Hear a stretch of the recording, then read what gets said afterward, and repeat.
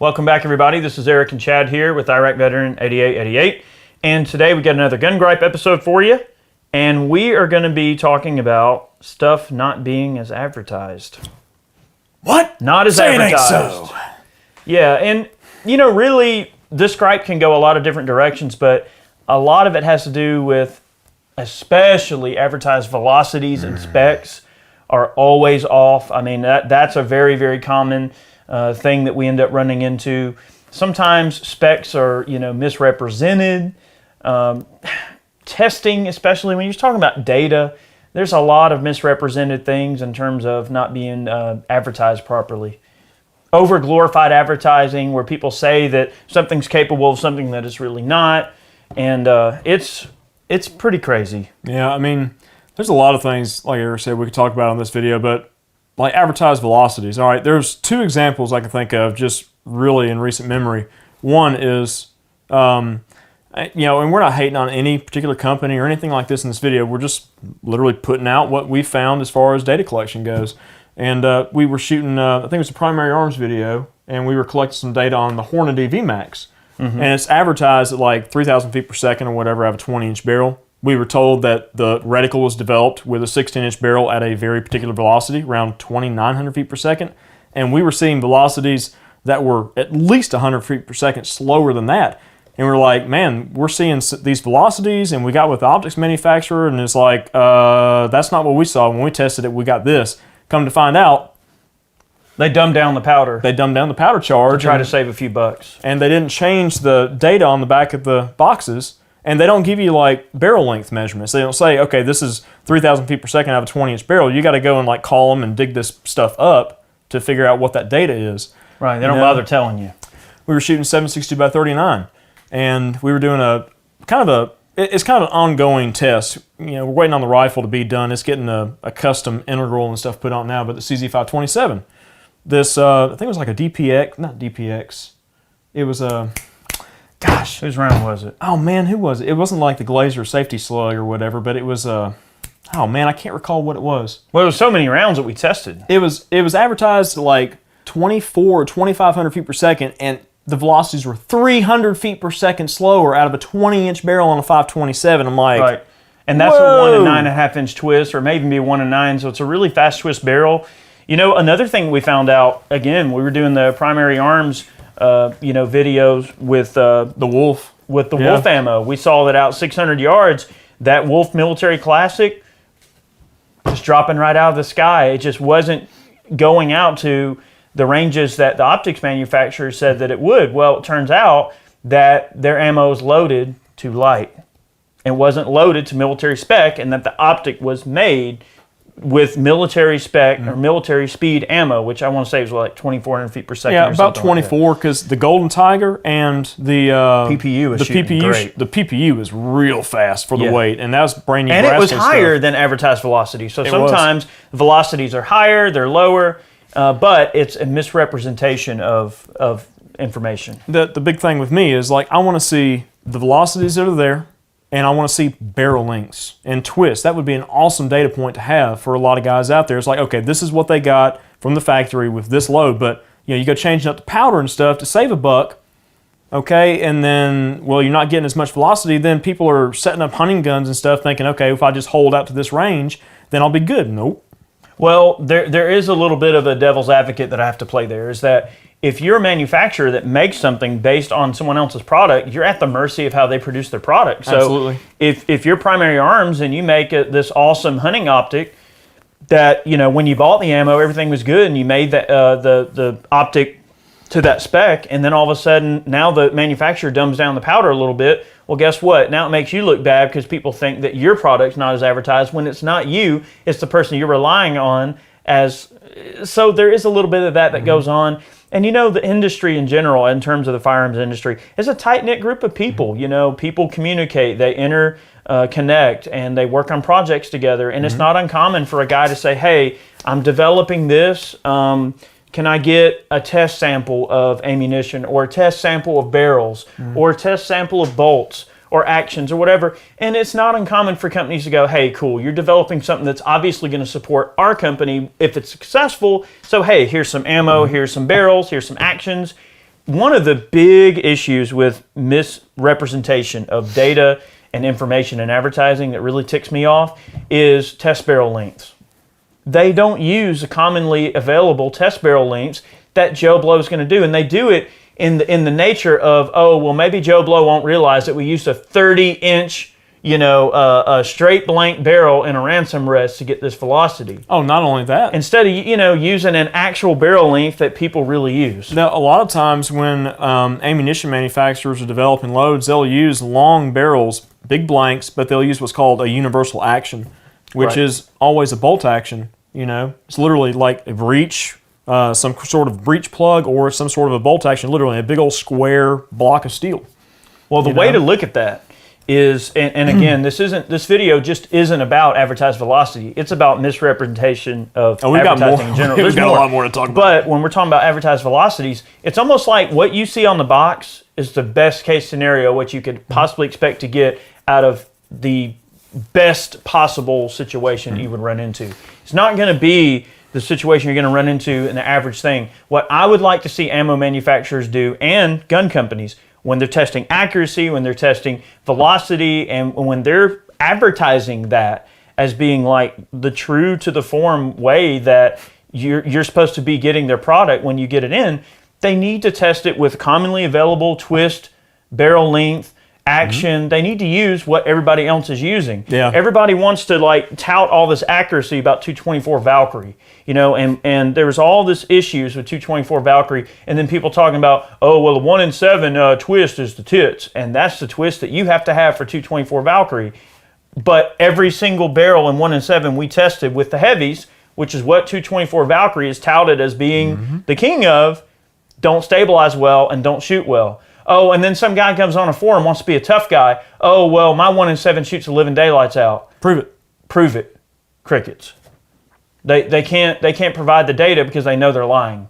And that's just the bottom line. The data doesn't care about your feelings. Data is data. The whole Valkyrie thing is a big mess because there are a lot of claims being made by a lot of major manufacturers and stuff, and sure, we ask the hard questions. We do. do. It's like, okay, well, I didn't really see the information that I really wanted early on with it when we started having some issues with the accuracy and all that. Right. We tried out a different barrel. We were shooting, a CMMG rifle, and nothing against CMMG at all. It's just, the particular barrel and the twist, it's just not a good combination. There's a lot of other problems with it too. The timing of the entire system, like the timing of the gas system, the powder pressure curve that's used, to get the top velocities, you're getting ejector and extractor swipes on the brass where it's not shrinking back down from the chamber wall in a timely manner and being able to be extracted from the chamber nicely. I mean, I've got brass that has big old, honking ejector swipes and stuff on there. If you're lucky, you might be able to reload it twice. I'm getting 2 to 3 firings on brass, and all this is going to be covered in a reloading video because I know a lot of guys out there, they're quote-unquote stuck with Valkyrie, and they're getting the best accuracy from lighter weight bullets. Not the 90s, but like 75s, 77s, 69 grain stuff. But, it was advertised as being able to run high BC pills in a 1 in 7 twist, and it's just not the case. And when I switched to a 1 in 6.5, a friend of mine said, hey, I've got this 1 in 6.5 barrel I want you to try out. I'm like, sure. So I built up another gun. Immediate results with every ammo type that I tried. I confirmed with Federal that they were within the specified parameters as far as these lots of ammo go, because there was a big thing about some of the ammo being out of spec and causing issues. So we checked all that stuff. I've ran the Ailer 35P, the Lab Radar. I mean, I've done everything in my power. I even bought a machine rest just to check the variables. If you guys just go and check out the What's the Deal with 224 Valkyrie video, it'll go into a little more detail about it. There are some things. So some instances with advertising ends up being growing pains. Okay, like, we ended up having issues with one of the Ruger LCP2s, and it wound up being that it wasn't the gun's fault as to why it was malfunctioning. It was an ammo issue. So sometimes you can't jump on the immediate conclusion of, oh, this product sucks because, all right, I only shot one type of ammo and it malfunctioned with that ammo. You can't just deny the fact that that product may or may not be good based on that one negative experience. So a lot of times, when we expose ourselves to a lot of, systems in terms of guns, rifles, whatever, whatever it may be, a product, let's just say a product. we always try to look at it from a slightly scrutinizing eye. Guys, we don't ever sugarcoat anything. Try to be objective. We try to just be objective and just show you guys what we see. If I get a given pistol and I shoot it and it shoots well, well, then it shot good for me that day with that ammo in that situation. It doesn't mean that I wouldn't take it out another day and have some difficulty behind the gun. Or it doesn't mean that I might switch up the ammo and the accuracy is way better than what we even got in the video. So sometimes guns can be ammo sensitive. Well, like recently, okay, a buddy of mine let me borrow a fixed rifle. And boy. All right, so this is the first time that I ever shot a fix. I'm like, okay, this will be cool. And I really got it because I wanted to be able to test the RMS2 Hopai on a 6.5 and be able to meter it and see how well it performed. So I only had one type of ammo, okay? It was like American Gunner, and it wasn't really doing very well, shooting like 1.5-inch, 2-inch groups. I'm like, all right, well, this is kind of cheap hunting type ammo, whatever the case is, just blinking stuff. So we got a bunch of other ammo, like 5 or 6 varieties, you know, everything from SIG and Hornady cheap stuff, Hornady hunting ammo, ELD M's, ELD X's, and then there was one other type that we tried to... Which shoot the living daylights out. The Hornady ELD M shot well out of that gun, but by well, I mean like 3/4 to maybe 1 MOA. I'm like, man, this is a Bartlein barrel. Like, man, I think this gun should be shooting better than that. After 15 rounds or so, the bolt started to get real sticky extraction problems. Just a few weird things. Rounds started stringing all over the place. But we had another rifle out there, so got a Bergara LRP. Okay? Put the same ammo through it. 0.3, 0.4-inch groups, sub-half MOA groups at 100 yards with the match stuff. Guys, a modern rifle should be a good modern rifle with a good barrel in it. Ought to be able to hold a half-inch group. But if you can, if you as a shooter can shoot into a half-inch, the gun ought to be able to do it. It's not this old school mentality of, oh well, we guarantee inch accuracy out of our guns. Yeah, that's not as standard anymore. The like, one MOA guns should shoot better than that. Yeah, 1 MOA. I mean, that's a whole other gripe in itself. Like guaranteed accuracy. I mean, a lot of guys who make barrels and stuff. I mean, like Excalibur. They guarantee 1 MOA, but typically those barrels shoot way better than 1 MOA. The point is, with Q, there's a whole bunch of marketing hype about the fix. And, it's lightweight, it carries cool, stock folds, it's got this really slick, neat bolt, it's a cool action. It's like, wow, man, you really want to love it because it's advertised in such a way that it's such the neatest thing ever. It has a lot of very, very cool and useful features, and it is super lightweight if you put a lightweight optic on top of it. But if you put a big old heavy honking 3-pound optic on there or something like that, you're just kind of losing the accuracy just suffers. I mean, it was just a sample of one. It's the only one I've had experience with. It might be a lemon, but my buddy who owns it sent some photos that we sent him of the groups to Q, and they said, oh, well, that's typical. Oh, okay. I mean, well, whatever. I mean, but I don't know. It is what it is. Look, moving on. Okay, let's move on to something else that I really have a legitimate gripe about. Yeah. Suppressor data. Oh, that's a rabbit hole you guys don't want to open in this video. Look, I'm going to give you just a quick overview, okay, of my problems with advertised data as far as suppressors go. You look at all these companies across the board, okay, they publish data, okay? They say, okay, our can is this, our can is that. Well, okay, what metering standards did you use? Because the standard that's out there is the military standard, okay, 1474E, all right? Mil standard 1474E is the current standard.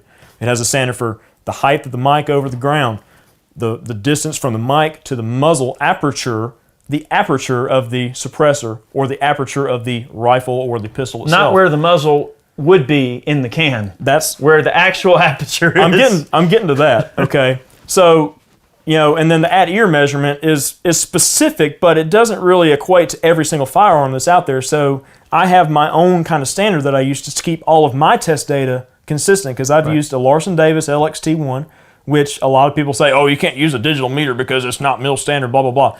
Sure, it's not mil standard because it has a particular rise time, okay? This is getting into crazy detail that a lot of you guys probably won't understand, but it has a very high rise time compared to the analog B&K like 2209 and some of the other modern digital units. Well, that's simple. You just collect both. So, but in all of my testing between the two, because I own a 2209, okay? I bought it specifically for collecting data for the channel. And so nobody could give me any crap. It's like, oh, well, you're not using the right meter. It's like, all right, well, I got the right meter now. So, I mean, you don't have anything to complain about. But in all of my testing, like, everything has been within about half a dB. So it's very, very close. Okay, it's not like crazy. It's not like 9 or 10 dB off. Right. But these companies advertise this data, but what they don't give you is they don't give you the net sound reduction. That's the true comparable performance of a given suppressor compared to another suppressor if the same standards are used and the same meter is used. But that is not the case. It's a huge representation of the data. You can't say, okay, I'm looking at 556 cans, and I'm looking at company A, company B, and company C. Well, company A's can is advertised at 136. Company B's can is advertised at 134.5. Oh man, that's better. Company C is like, oh man, that's a 132 can. I'm going to go with company C because it's the quietest thing out there. However, but you don't know if it is or not. But okay, whether or not you know it is or not, that's one issue. That's one part of it. Then the other issue is tone. I mean, if you have 5 cans that, let's just say they're all advertised at the exact same, whatever dB rating. And look, Chad is the suppressor nerd.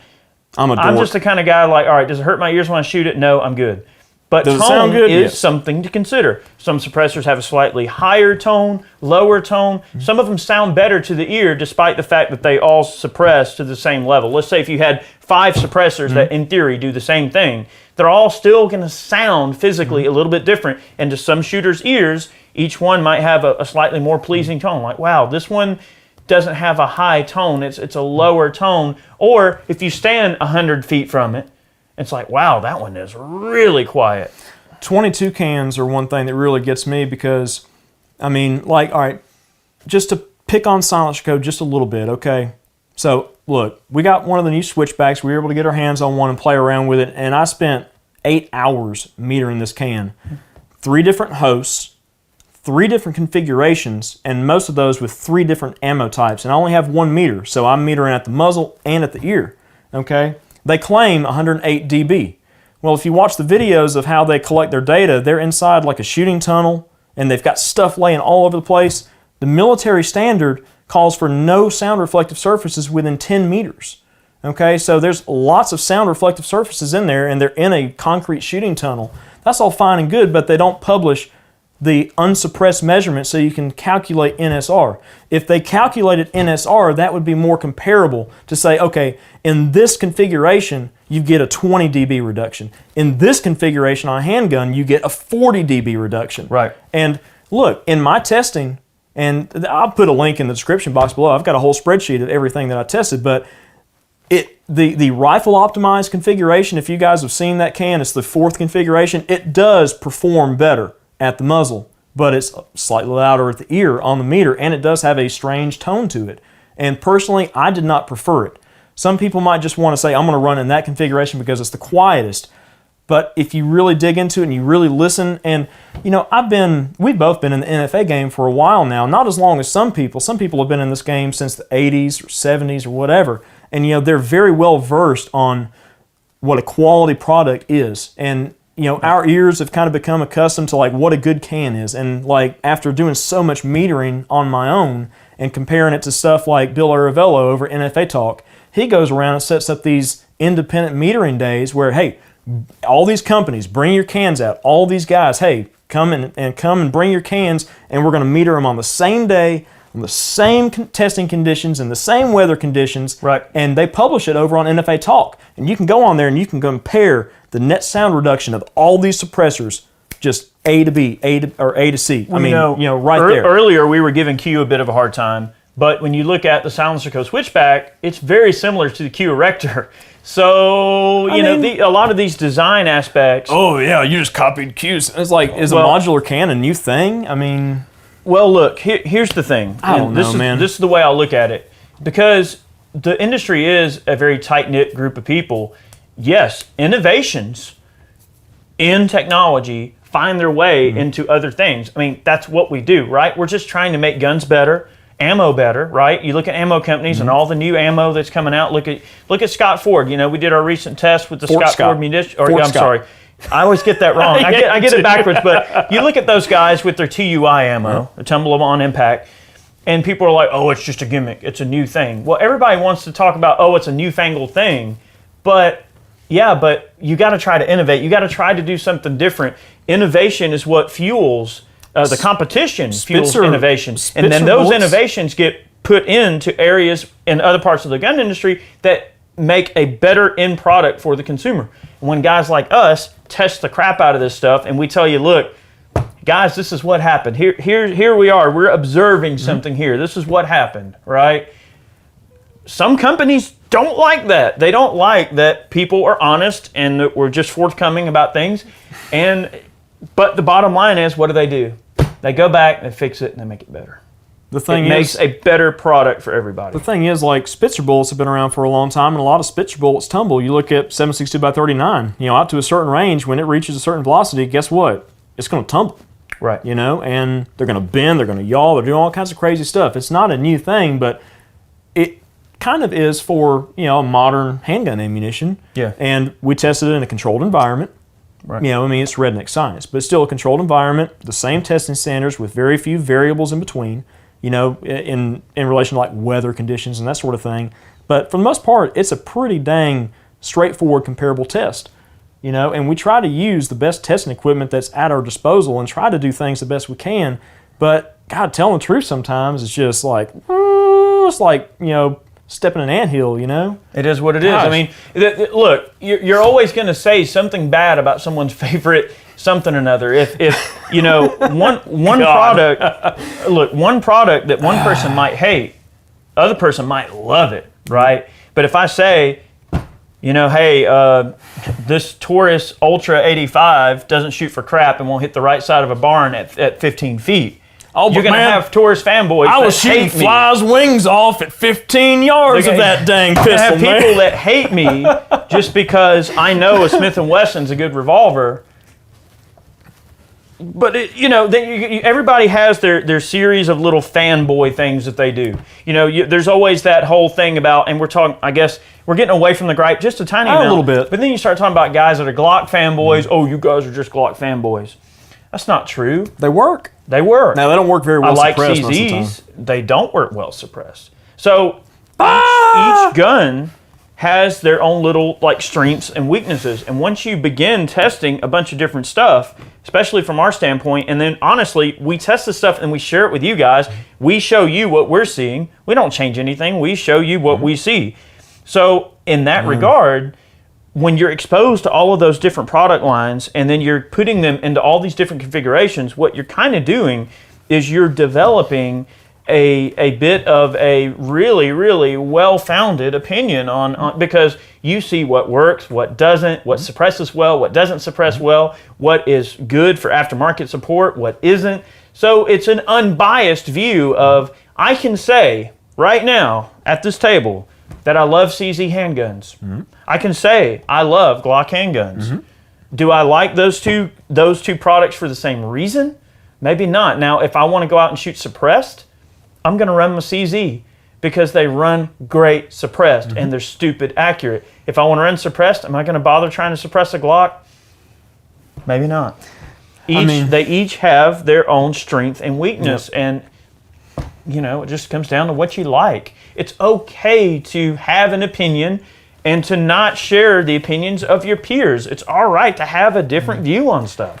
What some of the stuff I like out there, I don't remember who does it. It's a blogger, if I'm not mistaken, but there's a series of tests where I wish I could remember who the guy is. You can just Google barrel length versus velocity, and you can find all these. Down the barrel. Yeah, literally, either takes a hacksaw or one series he was using a big chop saw and just marking the barrel and just not even recrowning it or anything, and he was shooting groups and chronographing it. With I think he was using a magneto speed, which the magneto speeds, the lab radars, and the ALER 35P, all those chronographs, you'll get data within 10 feet per second of each other. Which is very, very, very accurate comparing different chronographs to each other. And, you can really see that's an unbiased thing. He cuts it from 30 inches or 28 inches all the way down to 16, and sometimes I wish he could go shorter, but then, he's making an illegal SBR at that point. Right.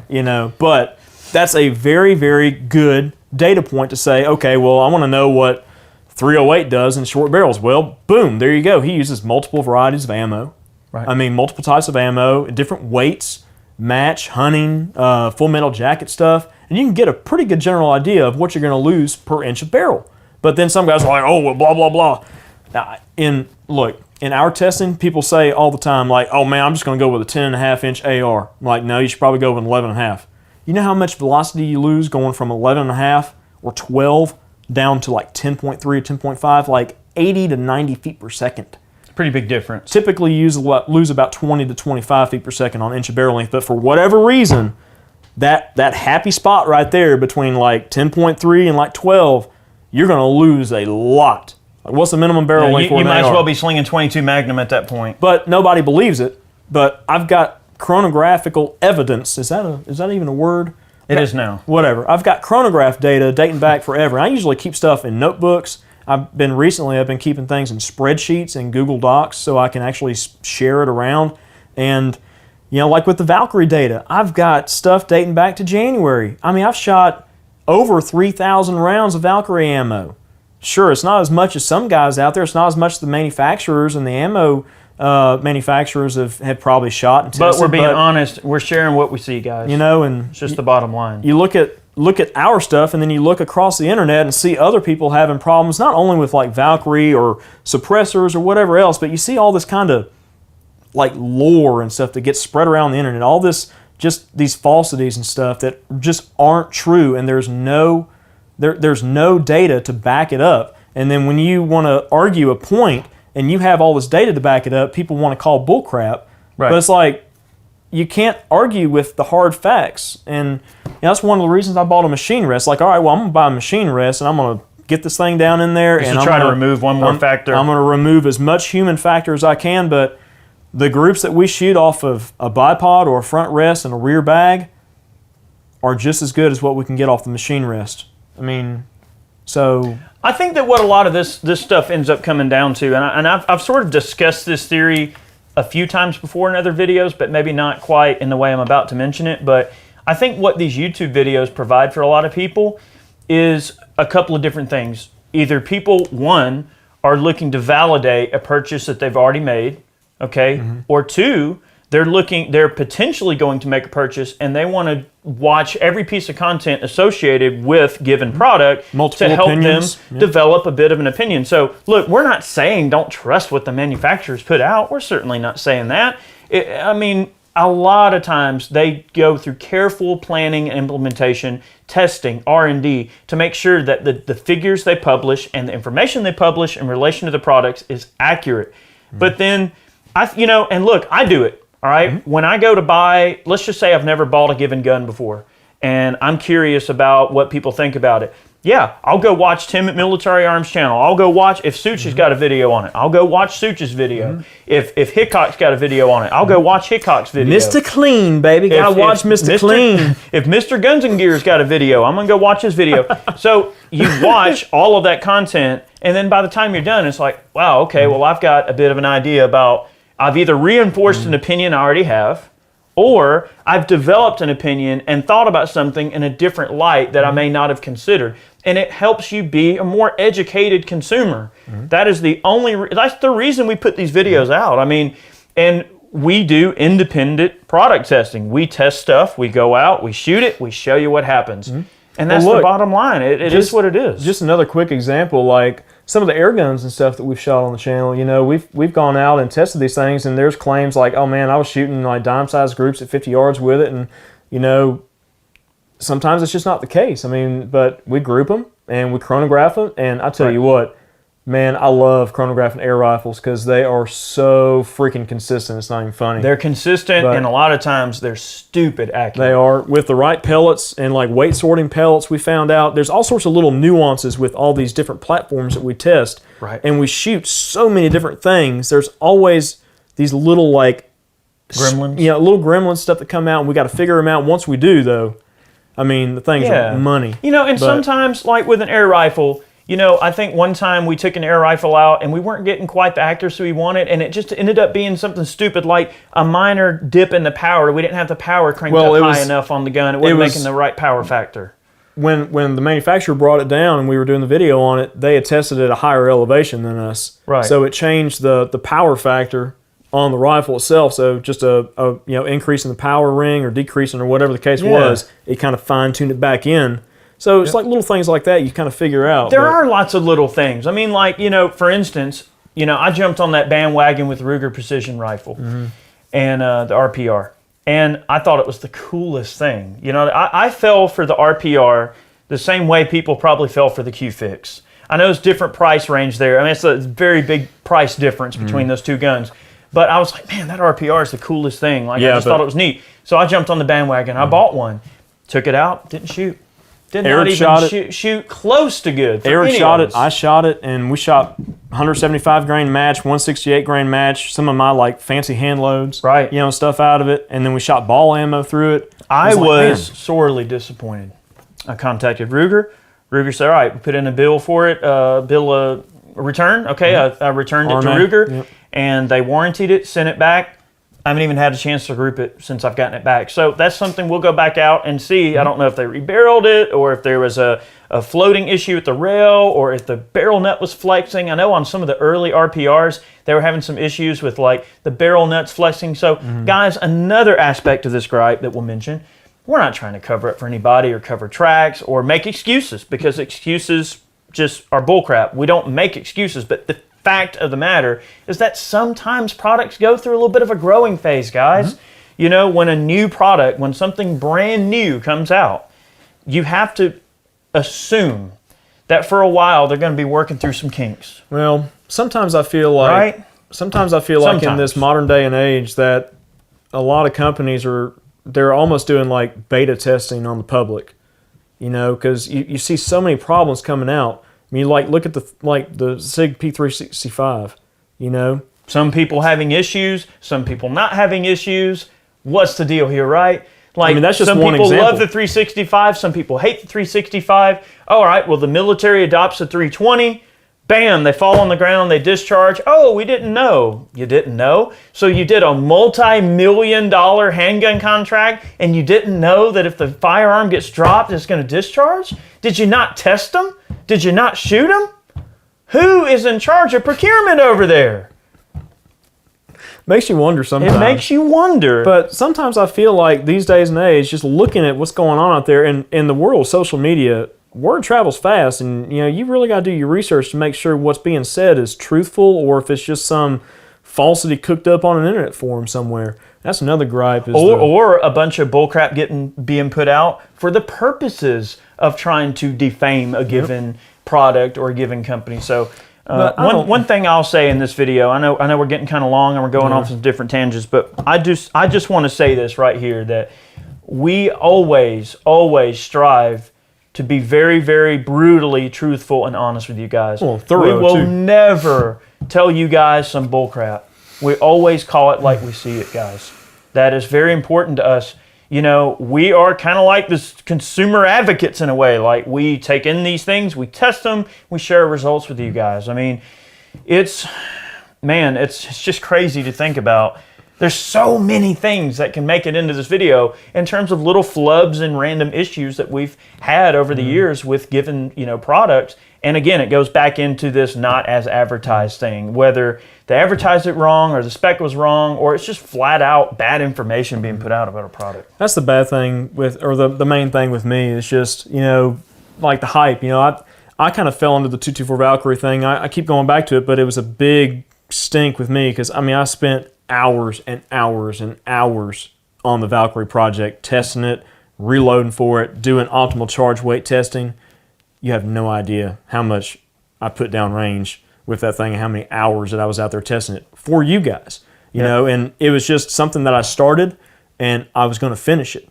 But I was like, man, a 90 grain pill or 95 grain pills, 500 plus BC, G1 BCs in a short action AR, I'm like, oh man, that's awesome. Supersonic to 1,300 yards, whatever on the case paper, is. it sounds amazing. It does. I'm like, man, that's great. Because, I've got 18-inch BCM. Eric and I both have those guns, and we always bring them up because they shoot so freaking good. It's not even funny, And mine, I've run 77 grain hand loads out of it. They're like a Mark 262 clone load. I run them at 2,780 feet per second with 8208 XBR powder. And this is a stomping load, but it's 3/4 MOA all day long or better. Hot, cold, It doesn't matter. Ball ammo, match ammo, it's going to shoot. But the thing is, that round and this platform has been around for a long time, so it's had a lot of time to have all the kinks worked out, new ammo to be developed. I mean, look back in the day when it was 55 grain stuff, and then they started introducing 62s and then 64s, and then you started getting faster barrel twists for more optimized heavy projectiles. It's had a long lifespan and a long time for it to be perfected. And there's probably still improvements to come. I mean, look at the M855A1 that's out now. Of course. I mean, obviously it's not available for civilians or anything like that, It is but an awesome round. killer. Higher Love it. VCs, better performance, terminal ballistics are just out of this Better world. velocity, a little bit more. So- I think they cooked up the velocity a little more with it. I wanted to give, like Valkyrie, the benefit of a doubt, okay? But just after shooting so much of it, you know, it's just, I just can't get behind it until better brass comes out. You know, if there's some better brass that has a harder case head, or whatever the case is, or there's another powder that's deemed to be kind of more optimal for it and still get those top end velocities, Sure. that has a different pressure curve, it's easier on the brass, you can get more firings out of it. For a hand loader, it's just not a great hand loading cartridge. If you're a match shooter or whatever and you're just running factory ammo, in my opinion, you got to have that faster twist. That's just based on my data and my sample size that I've tested. That's but right. that the data is what it is, and in that regard, it's not as advertised for what we saw. Well, you know, I jumped on that CZ bandwagon with the Scorpion right when the Scorpion came out. Oh, man. I had to have one so bad. And when I bought that thing, I was so happy, and I went to SBR it. And I remember, like, the stocks were really hard to find, and I was having a real pickle of a time locating a stock for it after I SBR'd it. And then, turns out, to run the tri-lug, I had to run this dang adapter, which added length onto the 2 barrel. inches long. So, like, the first, okay, so look, man. the first imported CZ Scorpions had that, like, 18 by 1 weird, you know, thread. And it's like, man, you know, I felt so, like, pissed. Like, I wanted to... Well, he was real mad. He was real mad when they came out with the then they Gen released 2s. a half by 28. You know, they got with the program and they released the gun in a half by 28 thread. But here I am having to run a special adapter to be able to run a tri-lug, and it adds like that much length. And I got the Gen 2 one. And you got I bought the Gen 2 one. So now his gun's a little shorter than mine.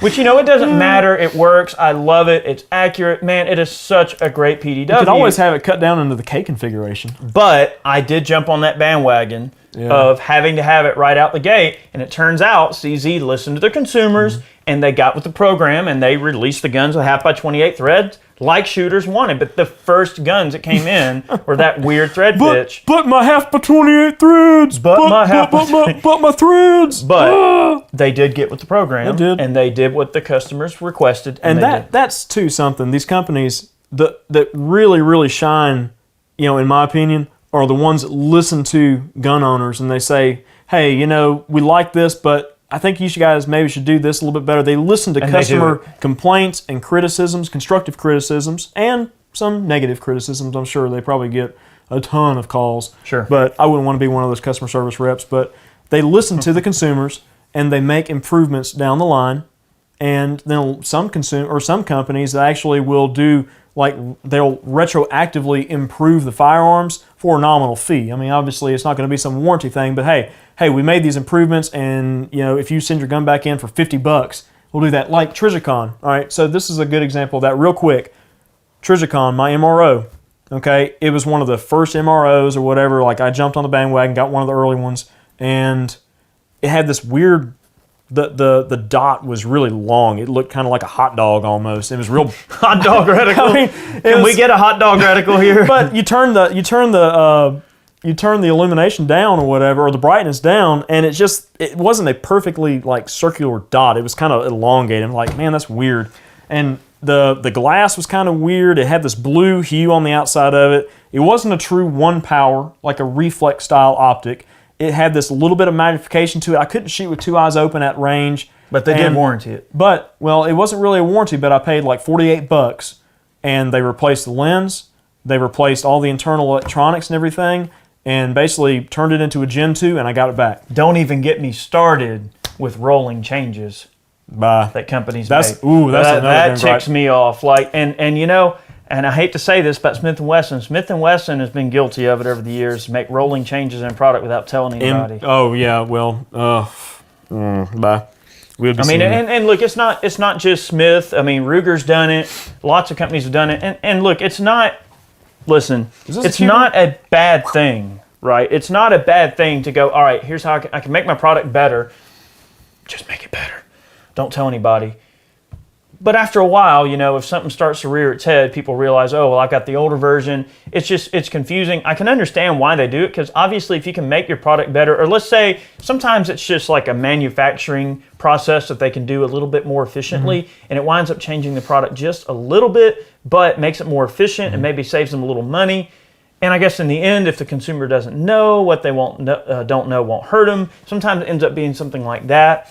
But in the end, a rolling change is done in the nature of improving the product. So that can never be a bad thing to have a product that is improved. Yeah, I think the main takeaway from this particular video is that, you know, most people out there, most consumers, they're gonna look at what they see in magazines.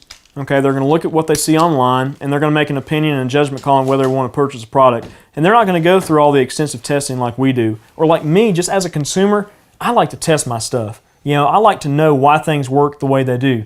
I mean, sure, I own a bunch of suppressors. Well, I want to know how these suppressors compare on this rifle compared to another one. Right. I did point of impact shift testing between 3 different rifles with every .22 caliber capable can that I own. And I found some very interesting things, like the Voodoo V22. It has very little point of impact shift, and when you put that new can on there, there is no like fouling it in or anything. The bullets are going to go where they're going to go, and it's still going to be a .2 to .3 inch gun at 50 yards all day long. But you put it on like an on-shoots or like my CZ, and it's going to take a few rounds to kind of foul in. You know, people aren't going to do that kind of stuff. Tiny little data points, you know, that end up mattering. And guys, again, we really love sharing information with you guys because the nature of this channel. The way this channel even got started was us just documenting things that we were already doing and sharing it with people. So what we do now is maybe a little more polished, a little nicer quality, but it's still the baseline idea of, hey, we're testing something, we want to share it with people, we want people to see what we see. We share what we see. We record what we're doing and we share it with you. That's basically what we do. And we try to use a standard. You know, a redneck standard, but a standard. Well, I don't know. Some company standards, man, it's just like, I shake my head at it. I'm like, that's not a standard. You have to start somewhere. You have to try to develop some type of a method for doing things somewhere.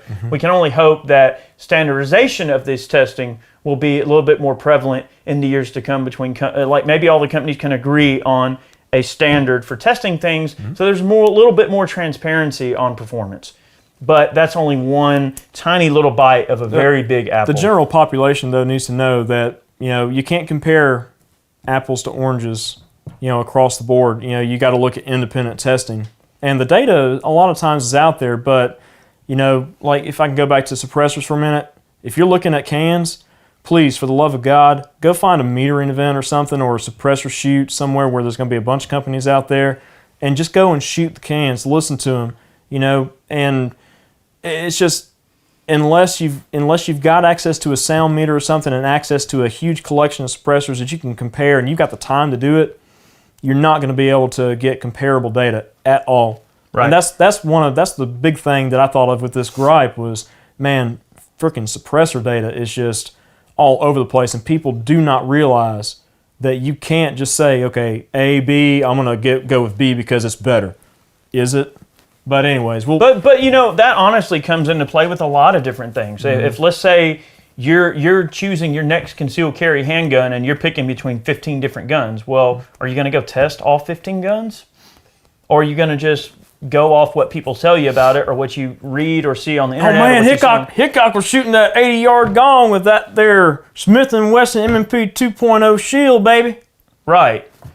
So the thing is, you have to develop your own opinion eventually, but what guys like us do is kind of help narrow that down a bit, I'd like to think. You know, maybe narrow down the window of things that you want to look at closer. So anyway, guys, thank you for watching today's video. I know this was a long gripe, but there's a lot of things we wanted to put out and talk about. Definitely want to take a moment to thank all of our Patreon supporters, all the folks that purchase man cans to support the channel. Guys, you guys give us the ability to be neutral and to share what we want to share, how we want to share it, to say what we want to say, how we want to say it, and to have a completely unhindered message that we provide to you guys. When you support our channel financially, whether it's through Patreon or purchasing shirts or buying a man can, that allows us to continue to do our thing, to take care of our overhead. All of that money goes right back into testing more stuff, buying more gear, upgrading cameras, all of these things. The only bad thing about buying new test equipment, it means more work. It does, but that's what we do. I mean, it's a challenge that we openly accept. So, guys, thank you so much for supporting our channel. Thank you for watching. We appreciate all of you. We have many more videos on the way. Make sure that you're subscribed. Make sure you click that notification bell so you're getting all of the updates from YouTube when we post a video. Thanks for watching, guys. We'll see you next time. See you guys.